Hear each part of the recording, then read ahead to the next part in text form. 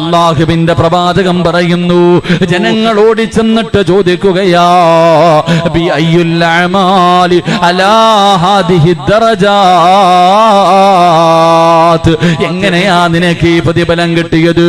ഈ സദസ്സിൽ ഒരുമിച്ച് കൂടിയവര് നാളെ മുഖം പ്രകാശിക്കുന്നവരായി, സ്വർണത്തിന്റെ രോമങ്ങളുമായി, സ്വർണത്തിന്റെ പാത്രവുമായി, സ്വർണത്തിന്റെ സിംഹാസനത്തിൽ നീ നാളെ പടച്ചറപ്പിന്റെ പരലോകത്തിങ്ങനെ ഇരിക്കുമ്പോ പലരും വന്നിട്ട് നിന്നോട് ചോദിക്കും, നിനക്ക് ഈ പ്രതിഫലം കിട്ടിയത് എങ്ങനെയാ? എന്ത് സൽക്കർമ്മമാണ് നീ ചെയ്തത്? എന്താണ് നിനക്ക് അല്ലാഹു ഇത് തരാനുള്ള കാരണം എന്താ? അവിടെ നിന്ന് പറയുന്നു, പൊന്നുമോനെ, ഒരുപാട് നിസ്കരിച്ചവനല്ല, ഒരുപാട് നോമ്പ് പിടിച്ചവനല്ല, ഒരുപാട് സദഖ കൊടുത്തവനല്ല, ഒരുപാട് സൽക്കർമ്മങ്ങൾ ചെയ്തവനല്ല. പിന്നെ അല്ലാഹു ഈ പ്രതിഫലം തരാനുള്ള കാരണം എന്തെന്നറിയുമോ? അല്ലാഹു എനിക്ക് ഈ പദവി തരാനുള്ള കാരണം എന്തെന്നറിയുമോ? അവിടെ നിന്ന് പറയുകയാണ്, ബൽ കുന്നാ നുഹാഫിദു അലാ സ്വലവാത്തിൽ ഖംസി മഅൽ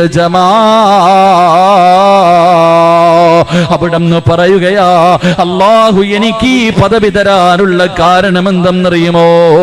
5 നേരം അല്ലാഹുവിന്റെ പള്ളിയിൽ നിന്ന് ബാങ്ക് വിളിച്ചാ പള്ളിയിലേക്ക് നടന്നുപോയി ജമാഅത്തായി നിസ്കരിച്ചതിന് പടച്ചറപ്പ് തന്ന പ്രതിഫലമാ എന്ന് പറയുമെന്ന് പ്രവാചകൻ പറയുമ്പോ, എന്റെ പ്രിയപ്പെട്ട മുസ്ലിമേ, അള്ളാന്റെ പള്ളിയിൽ പോയി നിസ്കരിക്കുന്ന ഒരു മനുഷ്യര് കിട്ടുന്ന പ്രതിഫലം ഇതാണ്. അള്ളാന്റെ റസൂൽ എവിടെന്ന് പറഞ്ഞു തരുമ്പോ, അള്ളാഹു നിനക്ക് കൈ തന്നല്ലോ, അള്ളാഹു നിനക്ക് കണ്ണ് തന്നല്ലോ, അള്ളാഹു നിനക്ക് ആരോഗ്യം തന്നല്ലോ, എന്തേ നിനക്ക് കഴിയാത്തത്? എന്തേ പള്ളിയിലേക്ക് പോകാ, എന്തേ നമസ്കരിക്കാ പോകാ നിനക്ക് തോന്നാത്തതെന്താ? അള്ളാഹുവിന്റെ പ്രവാചകന്റെ മുന്നിലേക്ക് 2 കണ്ണിനും കാഴ്ചയില്ലാത്ത ഉമ്മ മക്തൂം റളിയല്ലാഹു തആല അൻഹു അള്ളാന്റെ റസൂലിന്റെ ചാരത്ത് വന്നിട്ട് ചോദിക്കുന്നു, നബിയേ, യാ റസൂലല്ലാഹ്, അല്ലാഹുവിന്റെ പ്രവാചകരെ, എനിക്ക് കണ്ണിന് കാഴ്ചയില്ലാത്തവനാട്, ഞാൻ ജന്മനാ കണ്ണിന് കാഴ്ചയില്ലാത്തവനാട്, പള്ളിയിൽ വന്ന് നിസ്കരിക്കണമെന്ന് വല്ലാത്ത ആഗ്രഹമുണ്ട്. ഒരാളുടെ സഹായമില്ലാതെ എനിക്ക് പള്ളിയിൽ വന്ന് നമസ്കരിക്കാൻ കഴിയുന്നില്ല. ചില സമയങ്ങളിൽ എന്നെ കൊണ്ടുവരാൻ ആളെ കിട്ടുന്നില്ല. അതുകൊണ്ട് നബിയേ, ഞാൻ എന്റെ വീട്ടിലൊന്ന് നിസ്കരിച്ചു കൊള്ളട്ടെ നബിയേ, എന്നെ കൊണ്ടുവരാൻ ആരെയും കിട്ടാതെ വരുമ്പോ ഞാനൊന്ന് പള്ളിയിൽ നിസ്കരിച്ചോട്ടെ എന്ന് ഉമ്മ മക്തൂം റളിയല്ലാഹു തആല അൻഹു അല്ലാഹുവിന്റെ പ്രവാചകനോട് ചോദിക്കുമ്പോ അവിടെ നിന്ന് പറഞ്ഞ മറുപടി എന്തെന്നറിയുമോ? ബാങ്ക് വിളിക്കുന്ന ശബ്ദം നിന്റെ വീട്ടിൽ കേൾക്കുമോ? നഅം യാ റസൂലല്ലാഹ്, ബാങ്ക് വിളിക്കുന്ന ശബ്ദം എന്റെ വീട്ടിൽ കേൾക്കാൻ നബിയേ. ആ കണ്ണിന് കാഴ്ചയില്ലാത്ത ചെറുപ്പക്കാരനായ സ്വഹാബിയോട് അള്ളാന്റെ റസൂല് പറഞ്ഞതെന്തെന്നറിയുമോ? പടച്ചവനെ, ഒരു കയറെടുത്തിട്ട് പള്ളിയുടെ മുന്നിൽ കെട്ടണം, മറുഭാഗം നിന്റെ വീട്ടിൽ കെട്ടണം, എന്നിട്ട് അതിൽ പിടിച്ചിട്ടാണെങ്കിലും പള്ളിയിൽ വന്ന് നിസ്കരിക്കണേ എന്ന് അള്ളാഹുവിന്റെ പ്രവാചകന് കണ്ണിന് കാഴ്ചയില്ലാത്ത ഒരു സ്വഹാബിയോട് അവിടെ നിന്ന് പറഞ്ഞു എന്ന് ചരിത്രം പഠിപ്പിക്കുമ്പോ, എന്റെ പ്രിയമുള്ളവരെ, നമുക്ക് അള്ളാഹു എന്ത് പ്രയാസവാ തന്നത്? നിന്റെ കണ്ണിന് അല്ലാഹു കാഴ്ച തന്നല്ലോ, നിന്റെ ചെവിക്ക് അല്ലാഹു കേൾവി തന്നല്ലോ, നിന്റെ കൈകാലിന് അല്ലാഹു സ്വാധീനം തന്നല്ലോ, നിനക്ക് ആരോഗ്യം തന്നല്ലോ. എന്നിട്ട് പോലും പള്ളിയിലേക്ക് പോയി നിസ്കരിക്കാൻ നമുക്ക് വല്ലാത്ത മടിയാണ്. എന്റെ പ്രിയമുള്ളവരെ, മഹാനായ അനസ് ഇബ്നു മാലിക് റളിയല്ലാഹു തആല അൻഹു പറയുകയാ, നിനക്ക് അല്ലാഹനെ കാണണോ? നിനക്ക് അല്ലാഹനെ കാണാൻ ആഗ്രഹമുണ്ടോ? നിന്റെ വീടിന്റെ ചാരത്ത് ബാങ്ക് വിളിക്കുന്ന ശബ്ദം കേട്ടാൽ അവിടെ നിന്ന് തങ്ങൾ പറയുകയാണ്, അല്ലാഹുവിന്റെ പ്രവാചകന്റെ കാലഘട്ടത്തില് മുനാഫിക്കീങ്ങളല്ലാതെ എല്ലാവരും പള്ളിയിൽ വരുമായിരുന്നു. നടക്കാൻ സുഖമില്ലാത്തവർ, രോഗികൾ 2 പേരുടെ ചുമലിൽ കൈവച്ചിട്ടാണെങ്കിലും പള്ളിയിൽ വന്ന് നിസ്കരിക്കുമായിരുന്നു എന്ന് പറയുമ്പോ, അല്ലാഹനെ കാണണ്ടേ, പടച്ചറപ്പിന്റെ ലിഖാൽ കാണാൻ നിനക്ക് ആഗ്രഹമുണ്ടെങ്കിൽ 5 നേരം നിസ്കരിക്കണേ എന്നവിടെ നിന്ന് പറഞ്ഞു തരുമ്പോ, അല്ലാഹുവിന്റെ പള്ളികളിൽ ദുആ ചെയ്യുന്നത് കേട്ടവരാണല്ലോ. അല്ലാഹുമ്മ ബാരിക് ലനാ في رجب وشعبان وبلغنا شهر رمضان. പടച്ചവനെ അല്ലാഹുവേ, റമളാൻ മാസത്തിന് സ്വാഗതമരളിയിട്ട് പടച്ചുറപ്പിനോട് ദുആ ചെയ്തുകൊണ്ടിരുന്നു. റജബ് മാസം നമ്മളോട് വിട പറഞ്ഞു. ശഅബാനിലൂടെ ഞാനും നിങ്ങളും കടന്നു പോകുമ്പോ അല്ലാഹുവേ, ഈ പരിശുദ്ധമായ മാസങ്ങൾ കടന്നു വന്നിട്ട് പോലും ഈ ചെറുപ്പക്കാരാ, നിനക്കെന്തേ തോന്നാത്തത്? നിനക്കൊന്ന് നിസ്കരിക്കാൻ തോന്നാത്തതെന്താ? പടച്ചവനെ, ചിലര് പള്ളിയിൽ പോകുന്നവരുണ്ട്. അവരല്ലാഹുവേ പടച്ചവനെ ആകെ ആഴ്ചയിൽ ഒരിക്കലാണ് പോകുന്നത്. വെള്ളിയാഴ്ച ദിവസം ഇമാമ ഖുത്ബയിൽ നിന്ന് രണ്ടാമത്തെ ഖുത്ബ കഴിഞ്ഞു ഇറങ്ങുന്ന സമയത്താണ് ചാടിക്കീറുന്നത്. അല്ലാ, ഒന്ന് തീർന്നിരുന്നെങ്കിൽ ഓടാമായിരുന്നു റബ്ബേ. വെള്ളത്തിൽ കിടന്നവര് മത്സ്യത്തിനെടുത്ത് കരയിലിട്ടതുപോലെ, അത് വെള്ളത്തിലേക്ക് പോകാൻ പിടയുന്നത് പോലെ പള്ളിക്കകത്ത് കയറിയാ എങ്ങനെയെങ്കിലും ഒന്ന് തീർന്നാ മതി, ഓടിയാ മതിയല്ലോ.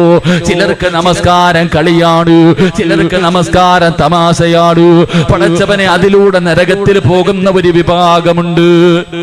നമസ്കരിച്ചിട്ട് നരകത്തിലേക്ക് പോകുന്ന ഒരു വിഭാഗമുണ്ട്. അല്ലാഹുവിന്റെ പ്രവാചകൻ സല്ലല്ലാഹു അലൈഹി വസല്ലമ തങ്ങള് ഒരിക്കൽ നോക്കുമ്പോ ഒരു സഹാബി നമസ്കരിച്ചു കൊണ്ടിരിക്കുകയാ. അതാ നമസ്കാരത്തിന്റെ ഇടയിൽ തന്റെ താടി നേരെയാക്കുകയാണ്. നമസ്കരിച്ചു കൊണ്ടിരിക്കുമ്പോ തന്റെ താടി ഇങ്ങനെ നേരെയാക്കുന്ന ഒരു സ്വഹാബിയെ കണ്ടു. അല്ലാഹുവിന്റെ പ്രവാചകൻ നമസ്കാരം കഴിഞ്ഞപ്പോ അടുത്ത് വിളിച്ചിട്ട് ചോദിക്കുന്നു, മനുഷ്യ, നിനക്ക് അല്ലാഹുവിനെ പേടിയില്ലേ?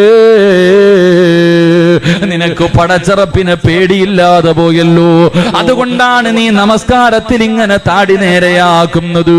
അല്ലാഹുവിന്റെ റസൂല് പറഞ്ഞ മറുപടി എന്തെന്നറിയുവോ? നീ മരിച്ചു പോയാൽ എന്റെ ഉമ്മത്തായിട്ടാ മരിച്ചു പോയതെന്ന് നീ കരുതല്ലേ. നമസ്കരിച്ചു കൊണ്ടിരുന്നപ്പോ തന്റെ താടിയൊന്ന് നേരെയാക്കിയ സ്വഹാബിയോട് അല്ലാഹുവിന്റെ റസൂൽ അവിടെ നിന്ന് പറയുമ്പോ മഹാനായ ഹുദൈഫ റളിയല്ലാഹു തആല അൻഹു പടച്ചവനെ പെട്ടെന്ന് നമസ്കരിക്കുന്ന ഒരു ചെറുപ്പക്കാരനെ കണ്ടപ്പോ സുജൂദും റുകൂഉം നേരെയല്ലാതെ ധൃതിയിൽ നമസ്കരിക്കുന്ന ഒരു ചെറുപ്പക്കാരന് ഒരാളെ കാണുകയാണ്. മഹാനായ ഹുദൈഫ റളിയല്ലാഹു തആല അൻഹു അവിടുന്ന് ചോദിച്ചു, നിസ്കരിക്കാൻ തുടങ്ങിയിട്ട് എത്ര കൊല്ലമായി? 40 കൊല്ലമായി തങ്ങള്. ഹുദൈഫ റളിയല്ലാഹു തആല അൻഹു പറഞ്ഞതെന്തെന്നറിയുവോ? 40 കൊല്ലത്തെ നിസ്കാരം വെറുതെയായി പോയി, 40 കൊല്ലത്തെ നിസ്കാരം കളിയായി പോയി. മരിച്ചു പോയാ അല്ലാഹുവിന്റെ പ്രവാചകന്റെ ഉമ്മത്തായിട്ടാണ് മരിച്ചതെന്ന് നീ കരുതല്ലേ. പടച്ചവരെ, അല്ലാഹുവേ അവിടെന്ന് പറയുമ്പോ എന്റെ പ്രിയമുള്ള ചെറുപ്പക്കാരാ, മോനെ, നമസ്കരിക്കുമ്പോഴല്ലേടാ നീ നിന്റെ മുടി നേരെയാക്കുന്നത്, പടച്ചവനെ കൈമടക്കുന്നത്, അല്ലാഹുവേ ശരീരം ചൊറിയുന്നത്, അല്ലാഹുവേ പരസ്പരം അങ്ങോട്ടും ഇങ്ങോട്ടും കൈകാലുകൾ ഇടിച്ച് കളിക്കുന്നത്, ഫോൺ വരുന്നത് പോലും എടുക്കുന്നത് ആ സമയത്താണ്. എന്റെ പ്രിയമുള്ള സഹോദരങ്ങളെ, കളിയാട്. നമസ്കരിക്കുമ്പോ പടച്ചറപ്പിന്റെ മുന്നിലാണ് നിൽക്കുന്നതെന്നുള്ള ചിന്ത നമുക്കില്ലല്ലോ. ഒരു കൊതുക് കടിച്ചാ മതിയല്ലോ, ഒരു ഉറുമ്പ് കടിച്ചാ മതിയല്ലോ. എന്റെ പ്രിയമുള്ളവരെ, നമ്മുടെ നമസ്കാരത്തിന്റെ ശ്രദ്ധ മാറുകയാ. എങ്കിലെന്റെ പ്രിയപ്പെട്ട ചെറുപ്പക്കാരാ, നമസ്കാരം എന്ന് പറഞ്ഞാൽ എങ്ങനെയെന്നറിയുവോ പൊന്നുമോര്? കൈകെട്ടിക്കഴിഞ്ഞാ അല്ലാഹുവേ ഒരു മനുഷ്യന്റെ അവസ്ഥ എങ്ങനെയെന്നറിയുവോ? മഹാനായ ഉർവത്ത് ഇബ്നു സുബൈർ റളിയല്ലാഹു തആല അൻഹു എങ്ങനെയാണ് നമസ്കരിക്കേണ്ടതെന്നറിയുമോ? എങ്ങനെയാണ് നമസ്കരിക്കേണ്ടതെന്നറിയുമോ? മഹാനായ ഉർവത്ത് ഇബ്നു സുബൈർ റളിയല്ലാഹു തആല അൻഹു തന്റെ കാലിങ്ങനെ പഴുക്കുകയാ, തന്റെ കാലിങ്ങനെ പഴുക്കുകയാണ്. വൈദ്യന്മാരെ കാണിച്ചപ്പോ അവര് പറഞ്ഞു, ഉർവത്തങ്ങള്, ഈ കാല് മുറിച്ചു മാറ്റിയില്ലെങ്കിൽ പഴുപ്പ് മുകളിലേക്ക് കയറാൻ സാധ്യതയുണ്ട്, അതുകൊണ്ട് കാല് മുറിച്ചു മാറ്റണം. ഉർവത്ത് ഇബ്നു സുബൈർ റളിയല്ലാഹു ആലാർക്കു പറഞ്ഞ കുഴപ്പമില്ല. എന്റെ പ്രിയമുള്ളവരെ, പിന്നെയും ഇങ്ങനെ നടക്കുകയാണ്. കാലിന്റെ പഴുപ്പ് മുട്ടുവരെയെത്തി. ഉർവത്ത് ബിൻ സുബൈർ റളിയല്ലാഹു തആല അൻഹു രണ്ടാമതും വൈദ്യന്മാരുടെ മുന്നിലെത്തി. അവര് പറഞ്ഞു, തങ്ങള് മുട്ട് വെച്ച് കാല് മുറിച്ചു മാറ്റണം, മുട്ടിന്റെ ഭാഗം വെച്ച് കാല് മുറിച്ചു മാറ്റണം, ഇല്ലെങ്കിൽ പഴുപ്പ് മുകളിലേക്ക് കയറും, വല്ലാത്ത പ്രയാസമാകുമെന്ന് പറയുമ്പോ അവര് പറഞ്ഞു, കാല് മുറിച്ചു മാറ്റലല്ലാതെ മറ്റൊരു പോൺ വഴിയില്ല. അവസാനം ഉർവതങ്ങൾ സമ്മതിക്കുകയാണ്. ഉർവത്ത് ബിൻ സുബൈർ റളിയല്ലാഹു തആല അൻഹുവിന്റെ കാല് മുറിക്കുന്നതിന് വേണ്ടി അതാ വൈദ്യന്മാര് കടന്നു വരികയാണ്. ഒരു പാത്രത്തിൽ ലഹരി കൊണ്ടുവരികയാ, ഒരു പാത്രത്തിൽ കള്ള് കൊണ്ടുവരികയാണ്. ഉർവത്ത് ബിൻ സുബൈർ റളിയല്ലാഹു തആല അൻഹുവിനോട് പറഞ്ഞു, ഇത് കുടിക്കാ. കാരണം എന്തെന്നറിയുവോ? എന്തിനാണ് ഇത് കുടിക്കുന്നതെന്ന് ചോദിക്കുമ്പോ അവര് പറയുന്ന, ഉർവതങ്ങള് ഇത് കുടിച്ചാൽ വേദന അറിയില്ലല്ലോ. അല്ലാഹുവേ, ഇത് മുറിക്കുന്ന സമയത്ത്, അങ്ങയുടെ കാല് മുറിക്കുന്ന സമയത്ത് വേദന അറിയാതിരിക്കാനാണ് ഈ ലഹരിയെന്ന് കുടിക്കാൻ പറയുമ്പോ ഉർവതങ്ങള് പറഞ്ഞു, മരിച്ചാലും ഞാൻ കള്ളു കുടിക്കൂല, മരിച്ചാലും ഞാൻ കള്ളു കുടിക്കൂല. നിങ്ങൾക്ക് എന്റെ കാലല്ലേ മുറിക്കേണ്ടത്, അതിന് കള്ളു കുടിക്കേണ്ട ആവശ്യമില്ല, ലഹരി തിന്നണ്ട് ലഹരി കുടിക്കേണ്ട ആവശ്യമില്ല. ഉർവത്ത് ബിൻ സുബൈർ റളിയല്ലാഹു തആല അൻഹു അവിടെന്ന് പറഞ്ഞു, ഞാൻ 2 റക്അത്ത് നിസ്കരിക്കാ. നമസ്കാരത്തിലേക്ക് കൈകെട്ടി കഴിഞ്ഞോ, കഴിയുമെങ്കിലും നിങ്ങൾ എന്റെ കാല് മുറിച്ചു മാറ്റിക്കോ. എന്റെ പ്രിയമുള്ള ചെറുപ്പക്കാരാ, ഉർവത്ത് ബിൻ സുബൈർ റളിയല്ലാഹു തആല അൻഹു അവിടെന്ന് വുളുവെടുക്കുകയാണ്, അവിടെന്ന് വുളുവെടുക്കുകയാണ്. എന്നിട്ട് പടച്ചുറപ്പിന്റെ മുന്നിലേക്ക് കടന്നു വന്നിട്ട്, വജ്ഹതു വജ്ഹിയ ലില്ലദീ ഫതറ സമാവാതി വൽ അർളു, അല്ലാഹുവോട് പറയുന്ന റബ്ബേ, എന്റെ ജീവിതം നിനക്കുള്ളതാണല്ലോ എന്ന് പറഞ്ഞിട്ട് അവിടെന്ന് കൈകെട്ടുകയാണ്. അല്ലാ, എന്നിട്ട് അവിടെന്ന് ഫാത്തിഹ ഓതുകയാണ്.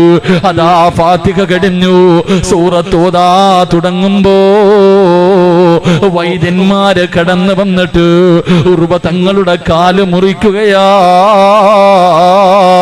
ഒരു മരുന്നും കൊടുക്കാതെ, അല്ലാഹുവേ മയക്കാതെ തന്റെ പച്ചക്കാലിങ്ങനെ വെട്ടിമുറിക്കുകയാണ്. ഉർവത്ത് ബിൻ സുബൈർ റളിയല്ലാഹു തആല അൻഹു അറിയുന്നില്ല, നമസ്കാരത്തിലാണ്. തന്റെ കാലിങ്ങനെ പച്ചയായി വെട്ടിമുറിക്കുകയാ. ഉർവതങ്ങളൊന്നും അറിയുന്നില്ല, നമസ്കാരത്തിലാ. അവിടത്തെ കാലങ്ങ് മുറിച്ചു മാറ്റി. ഉർവതങ്ങൾ അറിഞ്ഞില്ല, ഉർവതങ്ങൾ അറിഞ്ഞില്ല. അവസാനം രക്തം നിൽക്കുന്നില്ല, മുറിച്ച കാലിനും രക്തം ഇങ്ങനെ ഒഴുകുകയാണ്. പടച്ചവരെ, രക്തം നിൽക്കുന്നതിന് വേണ്ടി അവര് ചെയ്തതെന്തെന്നറിയുവോ? സൈത്തെണ്ണ തിളപ്പിക്കുകയാണ്. സൈത്തെണ്ണ തിളപ്പിച്ചിട്ട് അല്ലാ, അതാ മുറിച്ച കാലി എണ്ണയിലേക്ക് മുക്കുമ്പോ സുബ്ഹാനല്ലാഹ്, തിളച്ച എണ്ണയ്ക്കകത്തേക്ക് തന്നെ മുറിച്ച കാലങ്ങ് മുക്കുമ്പോ ഉർവതങ്ങളങ്ങ് പിടഞ്ഞ് താഴെ വീഴുകയാ. ബോധമങ്ങ് നഷ്ടപ്പെട്ടു പോയി. പടച്ചവരെ, ഉർവതങ്ങള് ബോധമില്ലാതെ കിടക്കുമ്പോ കുടുംബക്കാര് കടന്നു വരികയാണ്. ഉർവതങ്ങൾക്ക് 7 മക്കളുണ്ടായിരുന്നു. ആ 7 മക്കളിൽ 7ാമത്തെ ഒരു ചെറിയ മകനുണ്ടല്ലോ, അവനെ ഒട്ടകം ചവിട്ടിയിട്ട് മരിച്ചുപോയി. തന്റെ പൊന്നാര ചെറിയ മകനുണ്ടല്ലോ, ഒട്ടകത്തിന്റെ ചവിട്ട് കൊണ്ടിട്ട് മരിച്ചുപോയി. അല്ലാ, കുടുംബക്കാരും വൈദ്യന്മാരും വല്ലാത്ത വേദനയിലാ. ബോധം വരുമ്പോ ആദ്യം എന്താണ് പറയേണ്ടത്? കാല് മുറിച്ചു മാറ്റിയെന്നോ, തന്റെ പൊന്നാര മകൻ മരിച്ചതാണോ പറയേണ്ടത്? എന്തു ചെയ്യണമെന്നറിയാതെ കുടുംബക്കാര് മുഴുവനും വേദനിച്ചു കൊണ്ടിരിക്കുമ്പോ ഉർവത്ത് ബിൻ സുബൈർ റളിയല്ലാഹു തആല അൻഹു അവിടുന്ന് ബോധം തിരിച്ചു വരികയാണ്. അതാ വൈദ്യന്മാര് പറഞ്ഞു, തങ്ങള്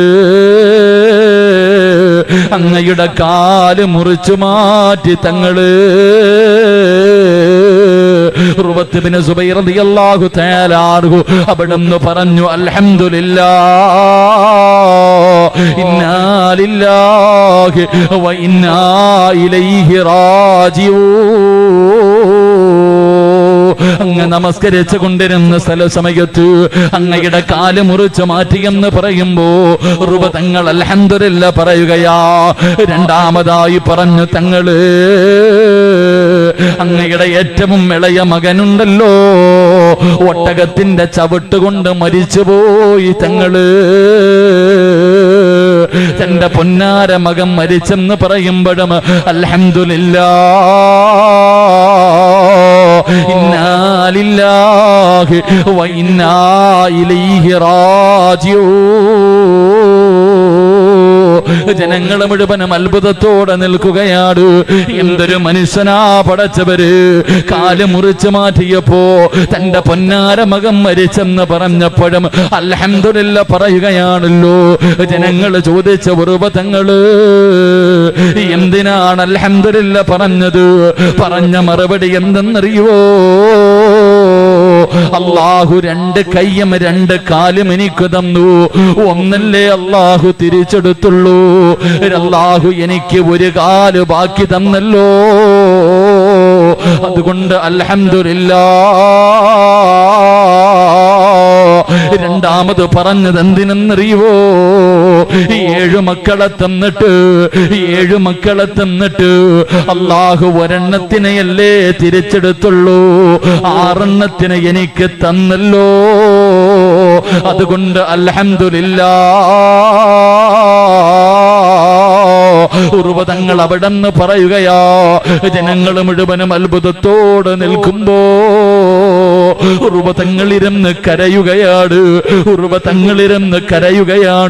പെട്ടെന്ന് തേങ്ങി കരയുന്നത് കണ്ടപ്പോ ജനങ്ങൾ ചോദിച്ചു, എന്തേ തങ്ങള് കരയുന്നതിന്റെ കാരണം ചോദിക്കുമ്പോ അവിടെന്ന് പറയുന്നു, ഇന്നലെ വരെ നിസ്കരിക്കുമ്പോ വലിയ സൂറത്ത് ഓതിയിട്ട് ഒരുപാട് നേരം നിന്ന് നിസ്കരിക്കാൻ കഴിയുമായിരുന്നല്ലോ, ഇനി എനിക്കതിന് കഴിയില്ലല്ലോ. ഒരുപാട് നേരം നിന്ന് നിസ്കരിക്കാ എന്നെ കൊണ്ട് കഴിയില്ലല്ലോ എന്നോർത്തിട്ടാണ് കരയുന്നതെന്ന് പറയുമ്പോ എന്റെ പ്രിയമുള്ളവര്, അല്ലാഹുവിന്റെ പരിശുദ്ധമായ ഖുർആൻ പറഞ്ഞത് ഫവൈലുൽ ലിൽ മുസല്ലീൻ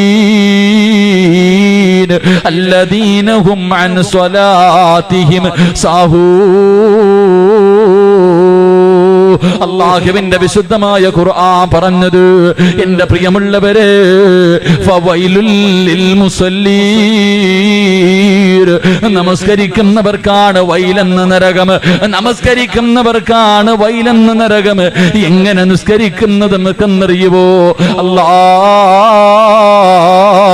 കളിയും തമാശയുമായ ഭയഭക്തിയില്ലാതെ തോന്നിയതുപോലെ കാക്ക കൊത്തുന്നത് പോലെ കടന്ന് കോപ്രായം കാണിക്കുന്ന ചെറുപ്പക്കാരാ, പൊന്നുമോനെ, നിനക്ക് വൈലെന്ന് പറയുന്ന നരകമുണ്ടെന്ന് അല്ലാഹുവിന്റെ വിശുദ്ധമായ ഖുർആൻ പറയുമ്പോ എന്റെ പ്രിയമുള്ളവര്, മഹാനായ നബി മുഹമ്മദ് മുസ്തഫ സല്ലല്ലാഹു അലൈഹി വസല്ലമ തങ്ങൾ പറയുകയോ, എന്റെ പ്രിയമുള്ളവര്, ജീവിതത്തിൽ ചെയ്തു പോയ പാപങ്ങൾ മുഴുവനും അല്ലാഹു പുറത്തു തരണോ? ഒരൊറ്റ 5 മിനിറ്റ് കൊണ്ട് നീ നിന്റെ 30 കൊല്ലം 40 കൊല്ലം 50 കൊല്ലം 60 കൊല്ലം നീ നിന്റെ ജീവിതത്തിൽ ചെയ്തു പോയ പാപങ്ങൾ മുഴുവനും കേവലം 5 മിനിറ്റ് കൊണ്ട് കഴുകി കളയണോ ചെറുപ്പക്കാരാ? കഴുകി കളയണോ പെങ്ങള്? അല്ലാഹുവിന്റെ പ്രവാചകൻ അവിടെന്ന് പറയുകയോ, അല്ലാഹുവിന്റെ റസൂൽ പറയുകയോ, 2 റക്അത്ത് നിസ്കരിച്ചാൽ ഏതെങ്കിലും ഒരു മനുഷ്യൻ ഒരു വഖത്ത് നമസ്കാരം അല്ലാഹുവിനെ ഭയന്നുകൊണ്ട് നിസ്കരിച്ചിട്ട് ഇറങ്ങുമ്പോ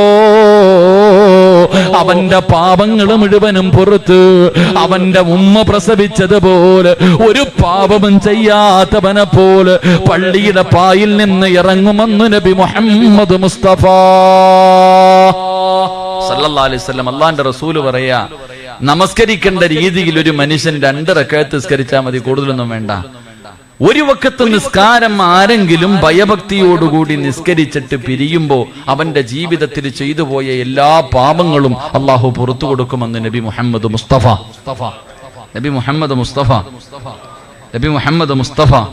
സല്ലല്ലാഹു. ഒരൊറ്റ വഖത്ത് നിസ്കരിച്ചാൽ മതി, സ്വർഗം കിട്ടും. പക്ഷെ നിസ്കരിക്കേണ്ടതുപോലെ നിസ്കരിക്കണം.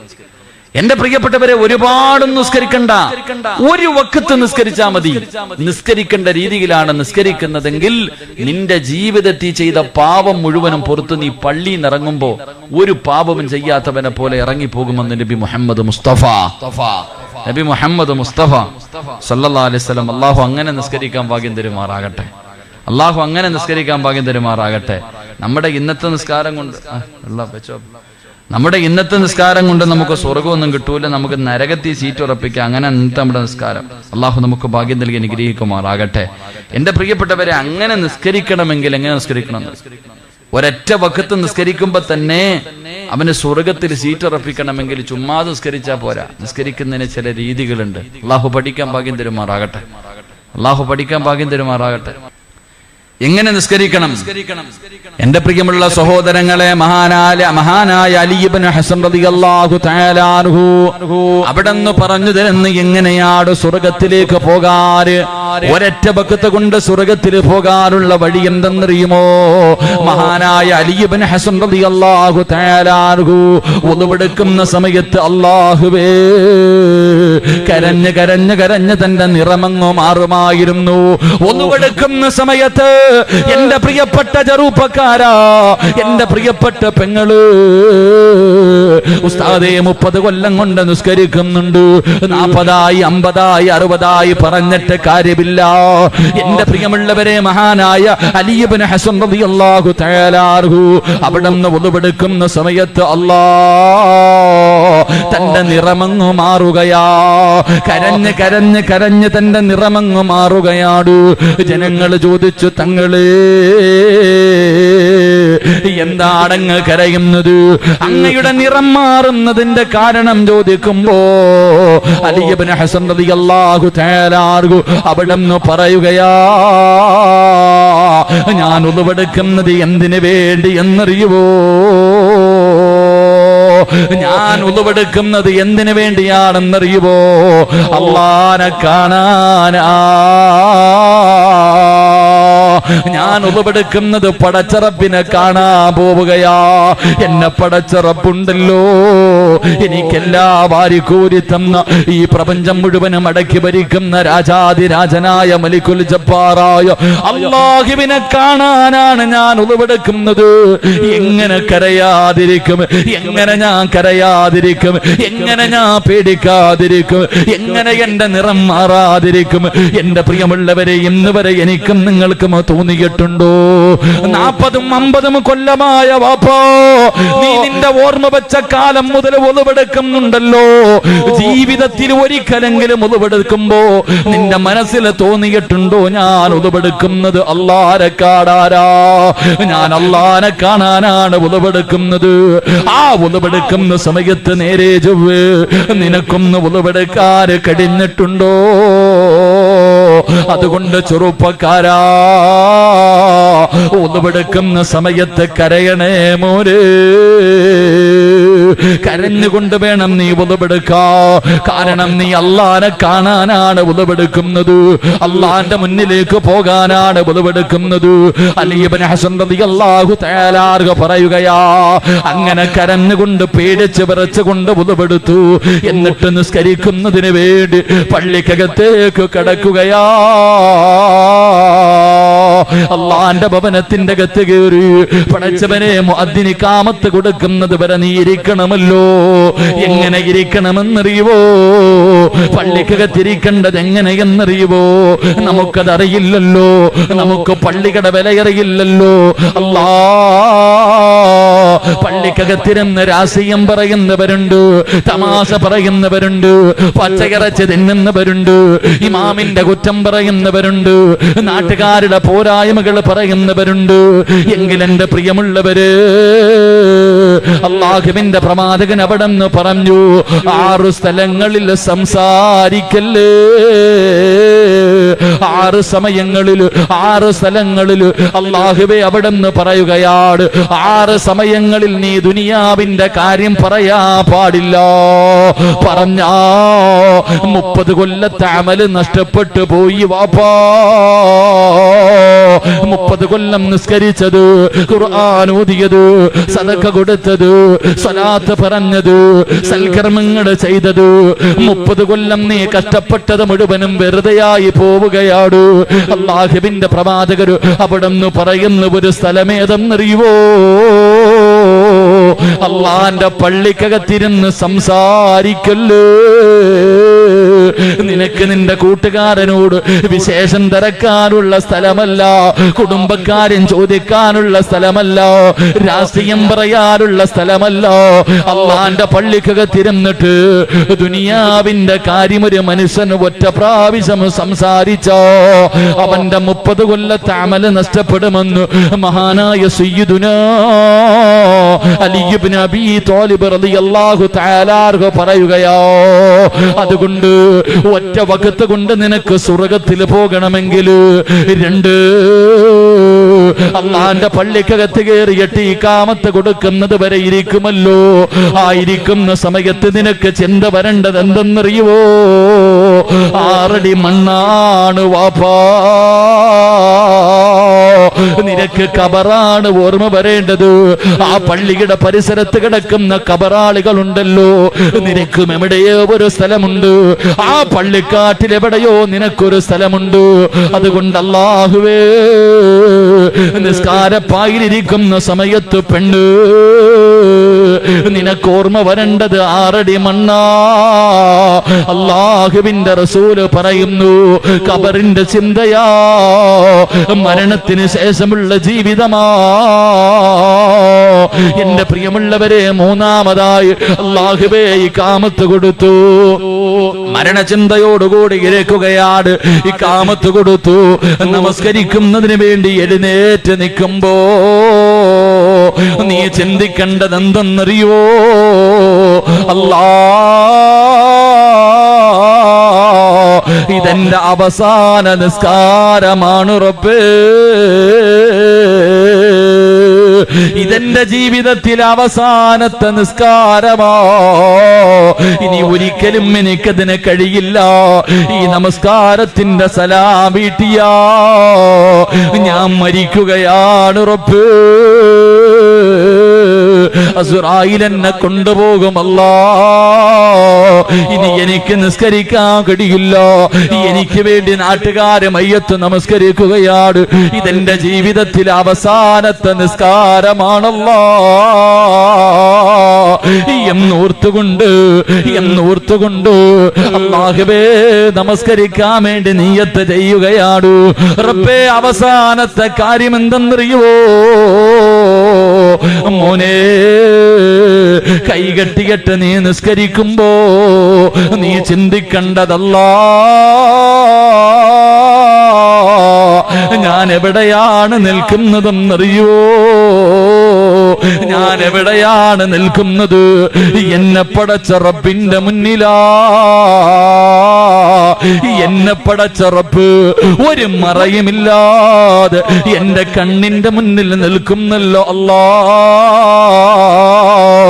ഞാൻ അല്ലാഹനെ കാണുന്നില്ലെങ്കിലും അല്ലാഹ് എന്നെ കാണുന്നുണ്ടല്ലോ എന്ന രീതിയോടുകൂടി വേണം നീ നിസ്കാരത്തിൽ നിൽക്കാ. അള്ളാന്റെ റസൂല് പറയുന്നു, പൊന്നുമോനെ, നമസ്കരിക്കുന്നതിന് വേണ്ടി നീ കൈകെട്ടിക്കടിഞ്ഞ വലതുഭാഗത്ത് റബ്ബേ ഒരു മലക്ക് നിൽക്കുന്നുണ്ട്, ഇടതുഭാഗത്ത് ശൈത്താൻ നിൽക്കുന്നുണ്ട്. എന്നിട്ട് നീ നമസ്കരിക്കുന്നതിന് വേണ്ടി കൈകെട്ടിക്കടിയുമ്പോ ഇടതുഭാഗത്ത് നിൽക്കുന്ന ശൈത്താൻ നീ മറന്നുപോയ കാര്യങ്ങൾ മുഴുവനും നിന്നെ ഓർമ്മപ്പെടുത്തുകയാ. നീ മറന്നുപോയ പല കാര്യങ്ങളും ശൈത്താൻ നിന്നെ ഇങ്ങനെ ഓർമ്മപ്പെടുത്തുകയാണ്. വലതുഭാഗത്ത് നിൽക്കുന്ന മലക്ക് നിന്നോട് പറയുന്നു, മോനെ, അവൻ പറയുന്നത് കേൾക്കല്ലേടാ, നീ അള്ളാന്റെ മുന്നിലാ, നീ നിൽക്കുന്നത് പടച്ചറപ്പിന്റെ മുന്നിലാ, നിന്നെ അള്ള കാണുന്നുണ്ടടാ, നിന്റെ കണ്ണിന്റെ മുന്നിൽ റബ്ബ് നിൽക്കുന്നുണ്ടടാ. അവൻ പറയുന്നത് കേൾക്കല്ലേ, ഭയഭക്തിയോടുകൂടി നിസ്കരിക്കടാ എന്ന് വലതുഭാഗത്ത് നിന്ന് മലക്കിങ്ങനെ പറഞ്ഞു തരികയാ. എന്റെ പ്രിയമുള്ളവരെ, അല്ലാ ശൈത്താൻ പറയുന്നതും കേട്ട് നമസ്കരിച്ചിട്ട് വെളിയിലേക്ക് അതാ നമസ്കാരം കഴിഞ്ഞ് സലാം വീട്ടുമ്പോ ആ മലക്ക് പറയുന്നു, എടാ ശപിക്കപ്പെട്ടവര്, എടാ നശിച്ചവര്, എടാ വൃത്തികെട്ടവര്, ഞാൻ പറഞ്ഞത് നീയൊന്ന് കേട്ടിരുന്നെങ്കില്, ഞാൻ പറഞ്ഞത് നീയൊന്ന് അനുസരിച്ചിരുന്നെങ്കില് നിനക്ക് അല്ലാഹു തരുന്ന പ്രതിഫലം എന്തെന്നറിയോ? നിന്റെ ജീവിതത്തിൽ ഇന്ന് വരെ ചെയ്ത പാപങ്ങൾ അല്ലാഹു പുറത്തു തരുമായിരുന്നു. എന്നെ നീ നിഷേധിച്ചല്ലോ, എന്നെ നീ കളിയാക്കിയല്ലോ, ഞാൻ പറഞ്ഞതനുസരിച്ചില്ലല്ലോ, ശൈത്താന്റെ ചതിയിൽ പെട്ടുപോയല്ലോ. നമസ്കാരം കഴിഞ്ഞ് പള്ളിയിൽ നിന്നിറങ്ങുമ്പോ അല്ലാ ആ മലക്ക് നിന്നെ ശപിക്കുമെന്ന് നബി മുഹമ്മദ് മുസ്തഫ സല്ലല്ലാഹു അലൈഹി വസല്ലമ തങ്ങൾ പറയുകയാ. ആ മലക്ക് പറഞ്ഞതാണ് നീ കേട്ടതെങ്കിൽ മലക്ക് പറയുന്നു, മർഹബാ അല്ലാഹുവേ നിനക്ക് സ്വാഗതം അരുളുകയാണ്. എന്നിട്ട് പറയുന്നു, നിനക്ക് സ്വർഗമുണ്ട് മോനെ, എടാ ഭാഗ്യവാനെ, എടാ വിജയിച്ചവരെ, നിനക്ക് സ്വർഗമുണ്ട്. നിന്റെ പാപങ്ങളൊക്കെ അല്ലാഹു പുറത്തു തന്നു. നിന്റെ കയ്യിൽ പിടിച്ച് മുസാഫഹത്ത് ചെയ്ത് നിന്നെ യാത്രയാക്കുമെന്ന് നബി മുഹമ്മദ് മുസ്തഫ സല്ലല്ലാഹു അലൈഹി വസല്ലം. ഇങ്ങനെ ഇറങ്ങണം പള്ളിയിൽ പോയാ. നിസ്കാരപ്പായിലേക്ക് കയറിയ ഓരോ പെണ്ണും പള്ളിയിലേക്ക് ഒളിവെടുക്കുമ്പോ തന്നെ നീ തോന്നണം സിനിമയ്ക്ക് പോവല്ല, ഏതെങ്കിലും കണ്ടവനെ കാണാനല്ല നീ ഒളിവെടുക്കണത്. ഒളിവെടുക്കുന്നത് അള്ളാനെ കാണാൻ, പടച്ച റബ്ബിനെ കാണാനാ ഒളിവെടുക്കണം. അപ്പൊ തന്നെ നീ കരയണം. ജീവിതത്തിൽ ഒരിക്കലെങ്കിലും ഒളിവെടുക്കുമ്പോ നീ കരയണം. ഇതെവിടെ കരയാൻ സമയം? ഇക്കാമത്ത് കൊടുക്കുമ്പോ ഓടി ഇങ്ങോട്ട് വന്നിട്ട് കഴുകാൻ തന്നെ സമയമില്ല, ഹൗലിൽ കൊണ്ടുവന്ന് മുക്കിയിട്ട് ഓടുക. ആരോടാ പറയണേ? കണ്ടിട്ടില്ലേ? നിസ്കരിക്കാൻ ഓടി ഇങ്ങോട്ട് വരും, 3 പ്രാവശ്യം ഹൗലിൽ നിന്ന് വെള്ളം കോരി കൈ കഴുകാൻ സമയമില്ല. ഇവിടെ വരെ അങ്ങ് മുക്ക്, ഒരു കുടുക്കത്തൊരു മുക്ക് മുക്കിയിട്ട് കയറാ. തലയൊക്കെ തടകണണ്ടാ വിചാരിക്കും പടച്ചോനെ പെയിന്റ് അടിക്കണ പോലെ ഒന്ന് തൊട്ടിട്ട് കളിയാക്കിയിട്ട് ഓടാ. ഒളിവെടുക്കണ സമയത്ത് തന്നെ നിന്റെ കണ്ണ് നിറയണം. പള്ളിക്കകത്ത് കയറി ഇരുന്നിട്ട് പച്ചയിറച്ചി തിന്നാൻ, എടാ നിന്റെ ചങ്ങാതിയെ കാണുമ്പോ അളിയ സുഖമാണോ എന്ന് ചോദിച്ചാ 30 കൊല്ലം നീ കഷ്ടപ്പെട്ടത് പോയി. 30 കൊല്ലം പോയി നിസ്കരിച്ചതും ഖുർആൻ ഓതിയതൊക്കെ പോയി. 6 സ്ഥലങ്ങളിൽ നീ സംസാരിക്കരുത്, ദുനിയാവിന്റെ കാര്യം പറയരുത്. പള്ളിക്കകത്ത് ഇരുന്നിട്ട് വിശേഷം മക്കളൊക്കെ സുഖമാണോ, എട്ടിച്ചു വിട്ട മക്കളൊക്കെ ആയോ, കച്ചവടമൊക്കെ എങ്ങനെയുണ്ട്, പള്ളിക്കകത്തിരുന്ന് നീ പള്ളിക്കകത്തിരിക്കുമ്പോ ഓർമ്മ വരേണ്ടത് പള്ളിക്കാടാ, നീ കബറിനകത്ത് കിടക്കണ രംഗം നിനക്ക് ഓർമ്മ വരണം. 3 നിസ്കരിക്കാൻ വേണ്ടി എഴുന്നേക്കുമ്പോ നീ ചിന്തിക്കണം, പടച്ചോനെ ഇപ്പൊ എന്താ പോവാ, നിസ്കാരം കഴിഞ്ഞാ ഉടനെ എന്നെ കൊണ്ടുപോകും. അസ്രായിൽ ഇങ്ങനെ സമയം കാത്തു നിൽക്കുക വെട്ടാൻ വേണ്ടി, എന്നെ കൊണ്ടുപോകാൻ വേണ്ടി കാത്തു നിൽക്കാൻ. നിന്റെ ജീവിതത്തിൽ അവസാനത്തെ നിസ്കാരം അല്ലാഹ് ഒന്ന് നിസ്കരിച്ചു നോക്കണം. അല്ലാഹു ഈമാൻ തരുമാറാകട്ടെ. 4ാമത്തെ ചിന്ത, കൈകെട്ടുമ്പോ നീ ചിന്തിക്കണം, നീ നിക്കണത് എവിടാ? നിന്നെ പടച്ച റബ്ബിന്റെ മുന്നിലാ. ഇടതുഭാഗത്ത് ശൈത്താൻ വന്നിട്ട് പറയണ്ട, അപ്പൊ നിനക്ക് ഇത്തിരി പൈസ തരാറുണ്ട്, ഓർമ്മയില്ലേ? അവനെല്ലാം ഓർമ്മിപ്പിക്കും. തമാശയ്ക്ക് പറയും, ഒരു കാര്യം എവിടെങ്കിലും വെച്ചിട്ട് മറന്നുപോയാൽ ഓർക്കണമെങ്കിൽ 2 റക്അത്ത് നിസ്കരിച്ചാൽ മതി എന്ന് തമാശയ്ക്ക് പറയാറുണ്ട്. എന്തെങ്കിലും ഒരു സാധനം എവിടെ വെച്ചെന്ന് ഓർമ്മയില്ല, തമാശക്ക് പറയും, എടാ ഒന്ന് കൈകെട്ടി നിസ്കരിക്കടാന്ന്. ഉറപ്പായിട്ട് നിസ്കരിച്ചാൽ ഓർമ്മ വരും. കാരണം എന്താ ചെയ്താമെന്ന് പറഞ്ഞു തരും. എന്റെ പ്രിയപ്പെട്ട സഹോദരങ്ങൾ, ആ സമയത്ത് വലതുഭാഗത്തൊരു മലക്ക് നിന്നിട്ട് പറയണ്ട, അള്ളാന്റെ മുന്നിലാടാ നിക്കണം, നേരെ ചൊവ്വ നിക്ക്, പടച്ചവനെ ഭയന്നുകൊണ്ട് നിക്കടാ, നിന്റെ പാപങ്ങൾ അള്ളാഹു പുറത്തെരിയും. മലക്കിങ്ങനെ പറഞ്ഞുതരും. ശൈത്താൻ പറയുന്നതും കേട്ട് നീ ഇറങ്ങിപ്പോകുമ്പോ ഈ മലക്കിന്റെ ശാപവും വാങ്ങിയിട്ട് നീ ഇറങ്ങിപ്പോകണം. ആ മലക്കു പറയുന്നത് നീ അനുസരിച്ചാ നീ സ്വർഗത്തിന്റെ അവകാശിയായിട്ട് ഇറങ്ങിപ്പോകും. അള്ളാഹു ആ കൂട്ടത്തിൽ പെടുത്തുമാറാകട്ടെ. അതുകൊണ്ട് എന്റെ പ്രിയമുള്ള സഹോദരങ്ങളെ, ഞാൻ പറഞ്ഞു വന്നത്, അള്ളാഹുവിന്റെ പള്ളിയിലേക്ക് നടക്കുന്ന നടത്തം അത് വെറുതെയല്ല, നിനക്കത് സിറാത്തിൽ രക്ഷയാണെന്ന് നബി മുഹമ്മദ് മുസ്തഫ. ആരാ പള്ളി നടന്നു പോണേ? ആരാ പള്ളി നടന്നു പോണേ? പറ്റുമെങ്കിൽ മിഹ്റാബിനകത്ത് വരെ ബൈക്ക് കയറ്റും നമ്മൾ. പള്ളിക്കകത്ത് സഫില് കൊണ്ട് വെച്ചിട്ട് നിസ്കരിക്കാൻ പറ്റുമെങ്കിൽ വണ്ടി അതിനകത്ത് കയറ്റും ഞാനും നിങ്ങളും. ആരാ നടക്കണേ? ഞാനും നടക്കൂല, നിങ്ങളും നടക്കൂല. എല്ലാവരും വണ്ടിയിലെ യാത്ര അല്ലേ? വാപ്പാടിയൊക്കെ വാപ്പ വയ്യ ഉസ്താദെ, ഒരു ചുവട്ടടി മുന്നോട്ട്. വാപ്പാടിയൊക്കെ എന്താ പള്ളി വരാത്തെ? ഒരു ചുവട്ടടി മുന്നോട്ട് വെക്കാൻ പറ്റത്തില്ല. അല്ലാഹ് എന്താ പറച്ചിലെന്നറിയോ? ഇങ്ങനെ പറയണ വാപ്പ ഒന്ന് വീണു. കൊണ്ട് കരുനാഗപ്പള്ളി പോയി ടെസ്റ്റ് ചെയ്തപ്പം ഡോക്ടർ പറഞ്ഞു, നാളെ രാവിലെ മുതൽ എഴുന്നേറ്റ് നടന്നില്ലെങ്കിൽ അങ്ങ് പള്ളിക്കുഴി പോകും കേട്ടോ. കൊളസ്ട്രോള് കൂടുതലാ. രാവിലെ എഴുന്നേറ്റ് അരമണിക്കൂർ നടന്നില്ലെങ്കിൽ നീ അങ്ങ് തീരും, മരിച്ചുപോകും ഡോക്ടർ പറഞ്ഞു. പിറ്റേ ദിവസം രാവിലെ അലാറം വെച്ച് ഭാര്യ എഴുന്നേക്കും. അലാറം വെച്ചിട്ട് എഴുന്നേക്കും ഭാര്യ. എന്നിട്ട് വിളിക്കും, മച്ച എഴുന്നേക്ക് മച്ച. കിളവനെ വിളിക്കുക എഴുന്നേക്കാൻ. എന്തിനാ? നിസ്കരിക്കാനല്ല. രാത്രി കിടന്ന് സുബഹിയുടെ സമയത്ത് ഉറങ്ങുന്ന ഭർത്താവിന്റെ മുഖത്ത് ഒരു പെണ്ണ് വെള്ളം കുടഞ്ഞ് ഉണർത്തിയാൽ ആ പെണ്ണിന് സ്വർഗമുണ്ടെന്ന് നബി മുഹമ്മദ് മുസ്തഫ. ഇന്ന് വരെ അവൾ ഉണർത്തിയിട്ടില്ല. ഇന്ന് വരെ അങ്ങനെ ഉണർത്തിയിട്ടില്ല. ഇത് ഭർത്താവ് ചാവൂന്ന് ഡോക്ടർ പറഞ്ഞപ്പോ രാവിലെ അലാറം വെച്ച് എഴുന്നേറ്റിട്ട്, മച്ച എഴുന്നേക്ക് മച്ച, വാ തീരും, വാ നടക്കാം, പൊക്ക, ഒരു ചുവട്ടടി മുന്നോട്ട് വെക്കാൻ പറ്റത്തില്ല എന്ന് പറഞ്ഞ വാപ്പായും പെണ്ണുമ്പിള്ളയും കൂടെ ഇറങ്ങി നടക്കാ. റോഡിൽ കൂടെ ഒന്ന് കാണണം. ഭാര്യ പറയും, ഞാൻ കൂടെ വരാം. നിങ്ങൾ ഒറ്റയ്ക്ക് വേണ്ട, ഞാൻ വരാം. ഒരു കയ്യിൽ ടോർച്ചും ഒരു കയ്യിൽ ഒരു കമ്പും. എന്തിനാ? പട്ടിയെ തല്ലാൻ. എന്തിനാ? മച്ചായ പട്ടിയടിക്കാൻ വന്ന തല്ലാൻ വേണ്ടി പെണ്ണുമ്പിള്ള ഒരു കമ്പം പിടിച്ചിട്ട് കിളവന്റെ കൂടെ നടക്ക. എന്ത്? ഇപ്പം കാലിനൊരു ഗുരുവില്ല. ഇപ്പം നിങ്ങളുടെ ഒന്നും കാലിനൊരു കുഴപ്പമില്ല. പള്ളിയിൽ പോകാൻ ഒരു ചുവട്ടടി വയ്യ. ഒരുത്തം പറഞ്ഞ് ചാകൂന്ന്. നടന്നില്ലേ? അള്ളാഹു നടത്തിക്കും. അള്ളാഹു കാക്കുമാറാകട്ടെ. അള്ളാഹു കാക്കുമാറാകട്ടെ. പള്ളിയിലേക്ക് നടക്കുവാപ്പ. നിനക്ക് വയ്യായെങ്കിലും ആരാ പറഞ്ഞേ? പള്ളിയിലേക്ക് നീ 5 വക്കത്ത് നടന്നില്ലെങ്കിലും 1 വക്കത്തെങ്കിലും നടക്ക്. ഇനി നിന്നെ കൊണ്ട് പറ്റുന്നില്ലെങ്കിൽ പള്ളിയുടെ മുന്നിൽ ചെന്നിട്ട് ബൈക്ക് മാറ്റി വെച്ചിട്ട് ഒരു 10 ചുവട്ടടിയെങ്കിലും നീ നടക്ക്. നടക്കാൻ ആർക്കും വയ്യ. ചുമ്മാ അസുഖങ്ങൾ എന്തുണ്ടാവാൻ കാരണം? ഒരു മരുന്നും കഴിക്കണ്ട, ഷുഗറൊക്കെ മാറും. ഇഞ്ചക്ഷൻ എടുക്കണ്ട, ഒരു മരുന്നും കഴിക്കണ്ട, അസുഖം മാറും. മാറണോ? രക്തത്തിലുള്ള സർവ്വ അസുഖങ്ങളും മാറാനുള്ള ഒരു മരുന്ന് ഞാൻ പറഞ്ഞുതരാം. അല്ലാഹു ഈമാൻ തരുമാറാകട്ടെ. നമ്മുടെ രക്തത്തിലുള്ള സർവ്വ അസുഖങ്ങളും മാറാനുള്ള, പ്രഷറോ ഷുഗറോ കൊളസ്ട്രോളോ എന്നാ ആകട്ടെ, ശരീരത്തിലെ രക്തത്തിലുള്ള എല്ലാ രോഗങ്ങളും മാറാനുള്ള ഒരു മരുന്ന് 20 മിനിറ്റ് ചെരുപ്പിടാതെ നടന്നാ മതി. ശാസ്ത്രം കണ്ടുപിടിച്ചു. യൂട്യൂബിലൊക്കെ കയറി നോക്ക്. 20 മിനിറ്റ് ചെരുപ്പിടാതെ ഒരു മനുഷ്യൻ കല്ലിന്റെ മുകളിൽ കൂടെ റോഡിലൂടെ നടന്നാ മതി. അവന്റെ ബ്ലഡിലെ സർവ്വ രോഗങ്ങളും മാറുമെന്ന് ശാസ്ത്രം ഇന്ന് കണ്ടുപിടിച്ചു. 1400 വർഷങ്ങൾക്ക് മുമ്പ് ആദരവായ പ്രവാചകൻ നബി മുഹമ്മദ് മുസ്തഫ സല്ലല്ലാഹു അലൈഹി വസല്ലം പറഞ്ഞു, വള്ളിയിലേക്ക് നടക്കുമോനെ, വെറുതെ അല്ല. നിന്റെ ദുനിയാവ് ആഖിറവും രക്ഷപ്പെടും. നിന്റെ പാപങ്ങൾ അല്ലാഹു പൊറുക്കും. നിന്റെ ചുവട്ടടിക്ക് അല്ലാഹു പ്രതിഫലം തരുമെന്ന് നബി മുഹമ്മദ് മുസ്തഫ നബി മുഹമ്മദ് മുസ്തഫ സല്ലല്ലാഹു അലൈഹി വസല്ലം. അപ്പൊ അതുകൊണ്ട് ഏറ്റവും നല്ലത് നടക്ക്. അത് എന്നെ വഴി. അള്ളാഹു ഭാഗ്യം തരുമാറാകട്ടെ.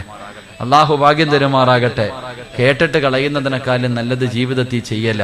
അതുകൊണ്ട് ഇൻഷാ അല്ലാഹ് നാളത്തെ ദിവസം മുതൽ ഒരു വക്കത്തെങ്കിലും അല്ലെങ്കിൽ ഒരു 10 ചുവട്ടടിയെങ്കിലും ഇൻഷാ അല്ലാഹ് പള്ളിയിലേക്ക് പോകുമ്പോൾ നടന്നു പോകുമെന്ന് നിയ്യത്ത് ചെയ്യും. അള്ളാഹു ഭാഗ്യം തരുമാറാകട്ടെ.